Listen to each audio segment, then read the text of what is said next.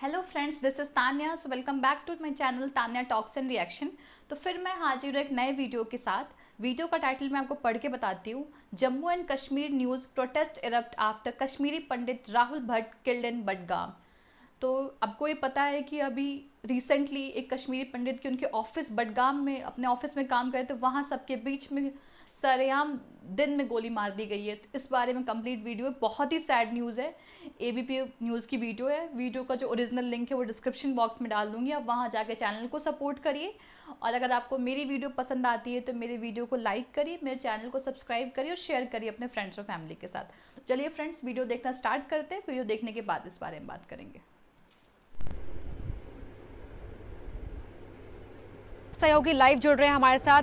आसिफ, जिस तरह से राहुल भट्ट का कत्ल किया गया उसके बाद कश्मीरी पंडितों में काफी गुस्सा है, काफी दुख भी है। उनकी पार्थिव देह को जम्मू लाया गया है। कब तक होना है अंतिम संस्कार?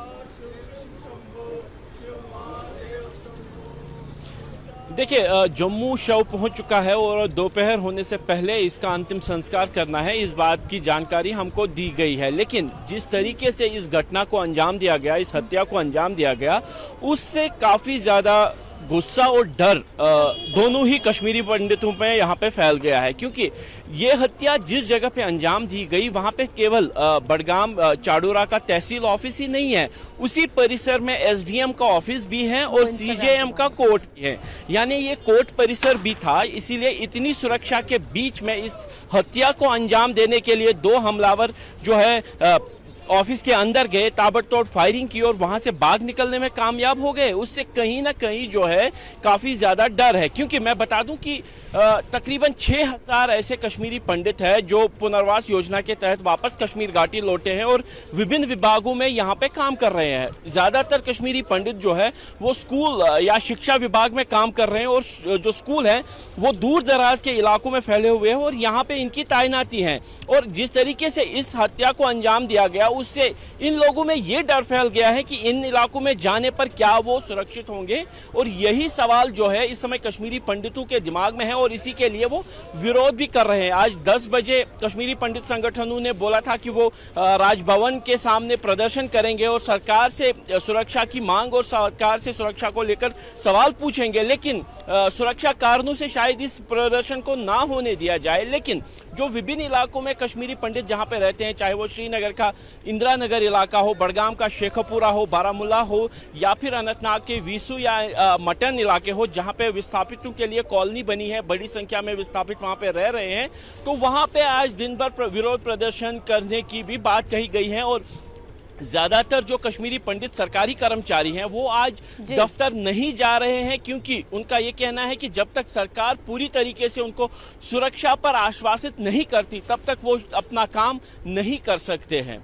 जी बिल्कुल आसिफ, डर भी है और काफी गुस्सा भी है, वो देख भी पा रहे हैं इन तस्वीरों के जरिए। आसिफ, जरा ये बताएं कि जिस ऑर्गेनाइजेशन ने राहुल भट्ट की हत्या की जिम्मेदारी ली है वो कब इससे पहले एक्टिव रहा है, उसके बारे में बताएं।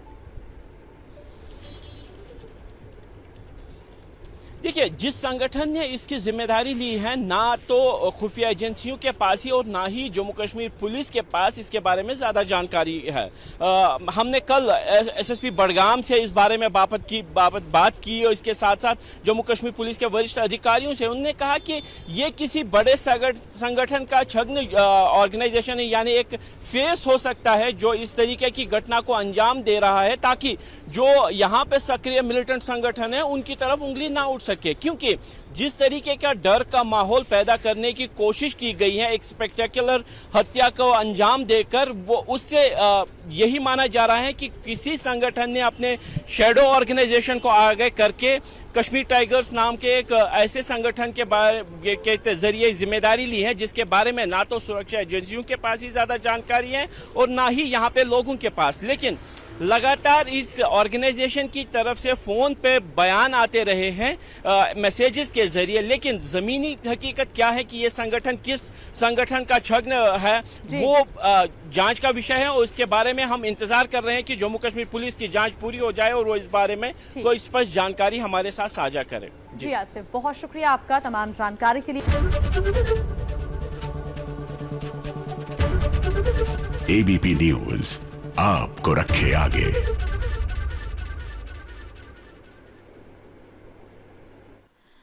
तो फ्रेंड्स, वीडियो हुआ ख़त्म। हमने वीडियो में देखा कि फिर से एक बहुत बड़ी सैड न्यूज़ है कि राहुल भट्ट, जो एक कश्मीरी पंडित थे जो बडगाम के तहसील ऑफिस में काम करते थे, उनकी सरेआम दिन में गोली मार के हत्या कर दी गई।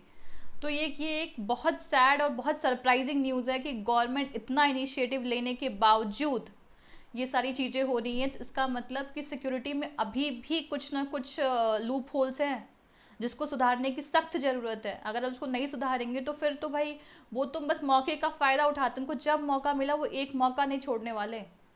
और इस तरह से क्या होता है कि जो कम्युनिटी वहाँ रहती है कश्मीरी पंडित का, उनके अंदर डर का माहौल हो जाएगा। और डर का माहौल हो गया है। वो गवर्नमेंट से क्वेश्चन पूछ रहे हैं कि आप हमें क्यों वापस से रीलोकेट कर रहे हो, वापस से क्यों रीसेटल कर रहे हो जब आप मुझे सेफ्टी नहीं दे सकते। और बात बिल्कुल सही है कि भाई हम भाग के क्यों गए थे यहाँ से, जब हम सेफ सिक्योर नहीं फील कर रहे थे, हमारी पूरी तरह से जेनोसाइड किया गया था कश्मीरी पंडितों का, तब हम यहाँ से भाग के गए थे। और आपने हमें एश्योरेंस दिया कि आप हमारी सिक्योरिटी, मेरी सेफ्टी और सबका ध्यान रखोगे, तब हम आए यहाँ पे। और अब क्या हो रहा है हमारे साथ, तो लोगों का उनका भी गुस्सा जायज़ है, वो प्रोटेस्ट कर रहे हैं। और मैं मानती हूँ ये बहुत एक वैलिड प्रोटेस्ट है कि गवर्नमेंट को इस बात का पूरा ध्यान रखना चाहिए कि अगर आप जब कह रहे हो कि आप कश्मीरी पंडित को रीसेटल करोगे तो फिर आप उनकी सेफ्टी और सिक्योरिटी का ध्यान रखो ना। वो ऐसे तो रीसेटल नहीं हो जाएंगे, जान पे उनकी कभी भी सरेआम दिन में हत्या हो जा रही है, कुछ भी हो जा रहा है। और वो लोग भागने में भी कामयाब हो गए। ऐसा भी नहीं कि वो लोग पकड़े गए। सबसे उससे ज़्यादा वर्स्ट न्यूज़ कि वो भागने में कामयाब हो गए, उनका मन बढ़ गया, नेक्स्ट टाइम और करना है।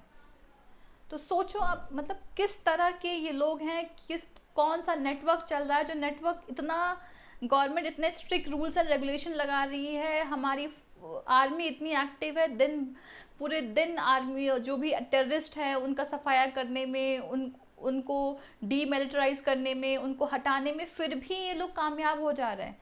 कितना स्ट्रॉन्ग नेटवर्क है इनका, या गवर्नमेंट जो स्टेप ले रही है वो उतना इफेक्टिव नहीं है। देखिए, इस पे सवाल उठता है, इस पे हर कोई सवाल पूछेगा। और जो सवाल कश्मीरी पंडित पूछ रहे हैं, मैं मानती हूँ दे आर वैलिड। और इससे क्या हो रहा है कि उनके अंदर इतना डर का माहौल हो गया है कि मास रेजिग्नेशन हो रहा है, लोग रिज़ाइन कर रहे हैं, लोग अपने गवर्नमेंट जॉब से रिज़ाइन कर। आप सोच के देखो, आज इंडिया में यूथ गवर्नमेंट जॉब के लिए कितना स्ट्रगल करता है कि मुझे गवर्नमेंट जॉब चाहिए। थोड़ी सी पोस्ट के लोग कितनी वैकेंसीज भरते हैं गवर्नमेंट जॉब, और उनको वहाँ पे गवर्नमेंट जॉब मिली हुई है, पर फिर भी वो रिज़ाइन कर रहे हैं। क्यों? आप सोचो उनको इनका कितना डर होगा। इसका अंदाज़ा आप इस बात से लगा सकते हो। वो जॉब सब कुछ छोड़ने को तैयार हैं। और जिस एरिया में कॉलोनी है जहाँ पे सारे जो भी कश्मीरी पंडित जो वापस रीसेटल हुए वहाँ पे गए, वहाँ पे प्रोटेस्ट हुआ, चारों तरफ प्रोटेस्ट हो रहे हैं। और होने भी चाहिए, गवर्नमेंट को इस चीज़ को इंश्योर करना चाहिए। गवर्नमेंट इस चीज़ के लिए जवाबदेह है कि जब आपने हमें रीसेटल किया है तो फिर आप हमारी सेफ्टी का ध्यान क्यों नहीं रख रहे हो। ऑलरेडी हमारे साथ कम हुआ है कि जो अब भी हो रहा है। भाई उनके साथ तो हमने जो मूवी भी देखी कश्मीरी फाइल्स, जिसको नहीं पता था उसको पूरी क्लियर पिक्चर मिल गई। भाई उस मूवी में तो बहुत कम दिखाया गया, बहुत कम। आपको एक ओवरव्यू मिल गया कितनी बुरी तरह से उनके साथ ट्रीटमेंट हुआ था, कि पूरा कश्मीरी पंडित का कैसे जेनोसाइड किया गया था, ये सारा कुछ आपने देखा। पर ये आज भी नहीं रुक रहा है। आज के डेट में इतना कुछ अवेयरनेस फैल गया लोगों के अंदर, गवर्नमेंट इतने स्ट्रिक्ट स्टेप्स ले रही है। कितने टेररिस्ट को गवर्नमेंट ने बंद कर दिया, उनको जेल में डाल दिया, कितने ऑर्गेनाइजेशन को बंद कर दिया, क्या क्या किया। फिर भी आप सोचो इनके रूट्स कितने इनबिल्ट है, इनके रूट्स को काटना पड़ेगा। भाई इतने साल से ये बनते आ रहे, इतने आसानी से नहीं जाएंगे। फिर भी मैं कह रही हूँ गवर्नमेंट को और स्ट्रिक्ट नियम लगाने चाहिए, इनको भरोसा दिलाना चाहिए। ऐसे तो कश्मीरी पंडितों का भरोसा उठ जाएगा ना। भाई एक तो उनको अपने घर से निकाल दिया गया, फिर वो गवर्नमेंट ने भरोसा करके जा रहे हैं, फिर उनके साथ वही होगा, तो फिर वो किस पे ट्रस्ट करे। और वो बोल भी रहे हैं कि भाई इंडिया में तो हिंदू ही सेफ नहीं है। और ये बात सच है ना कि भाई हम इंडिया में क्या क्या दिक्कतें हो रही है हिंदुओं पे, क्या क्या दिक्कतें, बहुत तरह की प्रॉब्लम्स हो रही है हिंदुओं पे। ये हम सब जानते हैं कि मुझे बताने की ज़रूरत नहीं है, ये हम सब जानते हैं। मैं ऐसे नहीं कि मैं रिलीजन पार्शियलिटी नहीं करती, मैं ये रिलीजियस हेट को भी प्रमोट नहीं करती। मैं सिर्फ इतना कहती हूँ कि हमें पीस से रहना चाहिए, पर ऐसा हो नहीं रहा है। आप सब सिचुएशन जानते हो कि कैसे मास कन्वर्जन हो रहा है हिंदू रिलीजन में। आप देख रहे हो नॉर्थ ईस्ट का तो पूरा मास कन्वर्ट हो चुका है बहुत। वहाँ पे तो हिंदू ऑलरेडी माइनॉरिटी में है, जबकि एक टाइम पे वहाँ बुद्धिज़्म और हिंदुज़्म था, पर वहाँ पे अभी क्रिश्चियनिटी है। ठीक है, आप केरला का एग्जाम्पल ले लो, वहाँ पे कितने मास लेवल पे कन्वर्जन हो रहा है, वहाँ पे क्या क्या दिक्कतें आ रही हैं। हर जगह हिंदुओं के साथ पार्शियलिटी हो रही है, उन्हें दिक्कत हो रही है, उन्हें परेशानी हो रही है। गवर्नमेंट ने कहा था कि हम उन स्टेट में हिंदू को माइनॉरिटी स्टेटस दिलाएंगे जहाँ जहाँ उनकी पॉपुलेशन कम है, जहाँ जहाँ वो माइनॉरिटी में है। पर गवर्नमेंट ने इसे रोल बैक कर लिया, कह रही इसमें हम एक वाइडर स्टांस लेंगे, इसमें और अच्छे से देखेंगे। तो गवर्नमेंट ने अपनी बात से यू टर्न कर ली। तो फिर आप खुद सोचो ना भाई, जब हम अपने कंट्री में, हम इंडिया में सेफ नहीं है हिंदू, तो हम कहाँ जाएंगे? ऐसी कौन सी कंट्री है? मैं ये नहीं कह रही, मैं फिर बोल रही हूँ, मैं ये नहीं कह रही कि अदर रिलीजन से हमें झगड़ा करना है या हमें उनसे मिल के नहीं रहना या इंडिया में सिर्फ हिंदू ही रहेंगे, ऐसा मैं कुछ नहीं कह रही। मैं कह रही इंडिया सबका है, सब रिलीजन का है। पर बात ये है कि जो हमारे साथ अत्याचार हो रहा है, जो हमारे साथ पार्शियलिटी हो रही है, जो हमारे साथ वायलेंस हो रहा है, आप खुद देखो आपको आए दिन न्यूज़ आता है कि कभी किसी हिंदू की यहाँ डेथ हुई, कभी वहाँ डेथ हुई, आप न्यूज़ में पढ़ते होगे। तो और आप खुद देखो, जब अब मैं एक सिंपल सा एग्जांपल बताती हूँ, जब किसी हिंदू की डेथ होती है, अभी आपने देखा हो कर्नाटका में डेथ हुई, इधर डेथ हुई, तो उस टाइम जितनी पार्टीज़ होती है, इनके मुंह से कुछ नहीं निकलता, एकदम मुंह चुप करके बैठ जाती है। अगर वहीं किसी और रिलीजन की डेथ हो जाए तो ये प्रॉपर कि माइनॉरिटी के साथ अच्छा व्यवहार नहीं हो रहा, उन्हें टॉर्चर किया जा रहा है इंडिया में, मतलब हिंदू वायलेंस हो रहा है, ये हो रहा है, उसके नाम पे चले आते हैं। लेकिन जब कोई हिंदू के साथ कोई टॉर्चर होता है तब इनके मुंह से बिल्कुल आवाज़ नहीं निकलती। इस टाइम कोई भी नेता, ना ओवैसी बोलेंगे, ना राहुल गांधी बोलेंगे, ना और कोई पॉलिटिशियन बोलेंगे, सब चुप हो जाएंगे। लेकिन अगर यही किसी मुस्लिम के साथ होता तो ब्लेम मैं ये नहीं कह रही किसी की लाइफ ज़्यादा इंपॉर्टेंट या कम है। मुस्लिम की लाइफ भी उतनी ही इम्पॉर्टेंट है जितनी एक हिंदू की, क्योंकि दोनों एक इंडियन सिटीजन हैं, दोनों इंडिया के लिए काम करते हैं, दोनों ही गवर्नमेंट के नज़र में इक्वल है। पर मैं ये कह रही हूँ, अगर आप किसी एक के डेथ पे, एक के साथ बुरी ट्रीटमेंट होने पर आवाज़ उठाते हो तो दूसरे पे भी उठाओ ना। ऐसी पार्शियलिटी क्यों? ये सारी चीज़ें आप देख रहे हो, समझ रहे हो, तो इस सब चीज़ों को लेके हमें स्ट्रिक्ट एक्शन लेना पड़ेगा। अगर हम एक्शन नहीं लेंगे तो आपको पता ही है क्या होगा, सिचुएशन बहुत बिगड़ जाएगी, फिर आउट ऑफ कंट्रोल हो जाएगी, जिसको कंट्रोल करना बहुत मुश्किल। क्योंकि जब इन चीज़ों के रूट डीप हो जाते हैं ना, उनको निकालना बहुत मुश्किल होता है। हम देख पा रहे हैं कश्मीर में कितनी दिक्कतें हो रही, कितने दिन से गवर्नमेंट ट्राई कर रही है, लेकिन नहीं हो पा रहा है ना। उस तरह की अचीवमेंट हमें नहीं मिली। ऑल्दो हमें अचीवमेंट मिली, हमने कुछ प्रोग्रेस किया है, पर फिर भी हम लोगों को तो फील, आज भी लोगों को कश्मीर में रहने में डर लगता है। और ये बात सच है और इस फैक्ट को हमको स्वीकारना चाहिए। लोग कितना भी कहते हैं कश्मीर घूमने की जगह है यार, बहुत सुंदर है, ये है वो है, पर कोई वहाँ जाके रहना नहीं चाहता है। जो वहाँ के नेटिव हैं भाई, उनका घर है, उनको प्यारी उनकी ज़मीन है, वो रहेंगे। लेकिन आम आदमी वहाँ जाना नहीं चाहता। क्यों नहीं जाना चाहता? Just because of the safety. वहाँ रहना नहीं चाहता just because of the safety. तो इस चीज़ को हमें एड्रेस करने की ज़रूरत है। और हम सबको, ऐसा नहीं कि कश्मीरी पंडितों के साथ हो रहा है तो हम चुप बैठे, जब हमारे साथ होगा तो हम आवाज़ उठाएंगे। No, we as being Hindu, we as a being citizen of India, हमें आवाज़ उठानी चाहिए।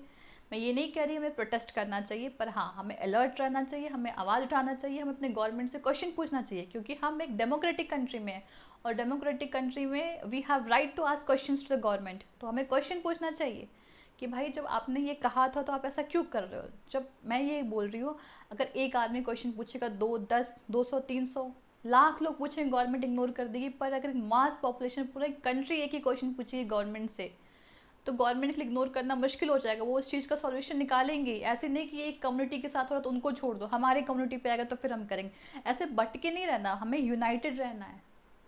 हमें रिलीजियसली भी यूनाइटेड रहना है, हमें as a citizen of India भी यूनाइटेड रहना है, क्योंकि यूनाइटेड रहने से कंट्री की प्रोग्रेस होती है। ये बात हम सबको समझने की ज़रूरत है। और अगर आप कुछ और कहना चाहते हैं, मेरे बातों में कुछ ऐड करना चाहते हैं, तो आप कमेंट बॉक्स में लिख सकते हैं। एंड फ्रेंड्स, मैं सबको थैंक यू बोलूँगी। बहुत अच्छे कमेंट्स आते हैं मेरे वीडियो में और मैं सारे कमेंट्स पढ़ती हूँ, सबके रिप्लाई करती हूँ। तो अगर आप कुछ कहना चाहते हो तो प्लीज़ कमेंट में लिखना और मैं सब पढ़ती हूँ। और आज के लिए इतना ही, मिलते हैं नेक्स्ट वीडियो में। तब तक के लिए बाय फ्रेंड्स, टेक केयर।